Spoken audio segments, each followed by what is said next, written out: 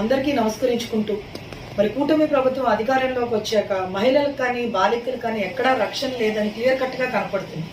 ఇది ఎందువల్ల చెప్తున్నానంటే ఎన్నో ఇన్సిడెంట్స్ జరుగుతున్నాయి ఈరోజు రాష్ట్రంలో, పట్టించుకున్న నాదడే లేదు.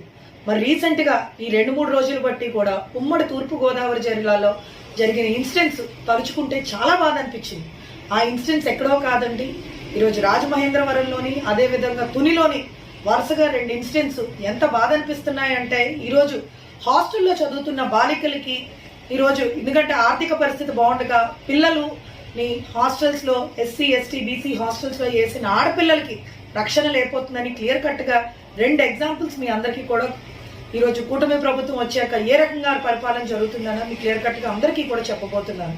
మరి మనందరికీ తెలుసు తునిలో జరిగిన ఇన్సిడెంట్, తాత వయసు కలిగిన అతను గురుకులంలో చదువుతున్న ఒక 8th క్లాస్ అమ్మాయిని తీసుకుని బండి మీద తీసుకుని వెళ్ళి ఒక సపోటా తోటకు తీసుకెళ్లి ఏ రకంగా రెడ్ హ్యాండెడ్ గా దొరికిపోయాడు అన్నది మనకి క్లియర్ కట్ గా కనబడింది. తీరా దొరికిపోయిన మనిషిని స్థానికులు పట్టుకుంటే నేను కౌన్సిలర్ని, నేను తుని కౌన్సిలర్ని అని చెప్పి అడ్డంగా వాదిస్తున్నాడు. ఏంటండి తుని కౌన్సిలర్ అంటే గొప్ప? అంటే ఈరోజు మనవరాల వయసున్న అమ్మాయి మీద అఘాయిత్యం చేసి తప్పు చేసింది దొరికిపోయిన అతను మళ్ళా అతను ఏదో గొప్పగా ఏదో వరల్డ్ రికార్డ్ సాధించినట్టు నేను తుని కౌన్సిలర్ అయితే ఏంటి గొప్ప? అంటే ఈ రోజు మనవరాలన్న అమ్మాయిని ఆ రకంగా చెయ్యొచ్చా?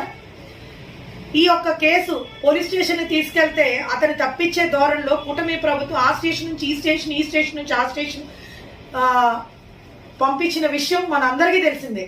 మరి ఈ రకంగా కూటమి ప్రభుత్వం వచ్చాక ఈరోజు ఆ 8th క్లాస్ చదువుతున్న బాలికకి ఏ రకంగా రక్షణ ఇచ్చారండి మీరు?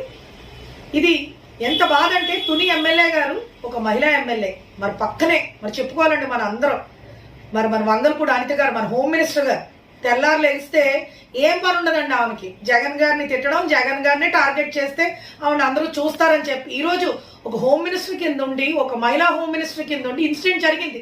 ఆవిడ అక్కడికి వెళ్ళారా, ఏం జరిగిందో కనుక్కున్నారా? ఎక్కడో మీడియా ముందు కూర్చుంటారు, మాట్లాడతారు. ఏంటి తెల్లారులైతే జగన్ గారి గురించే, ఇంక ఈవిడ హోమ్ మినిస్టర్ బాలికలకు రక్షణ కల్పించాలి ఏమీ ఆమెకు ఉండదు.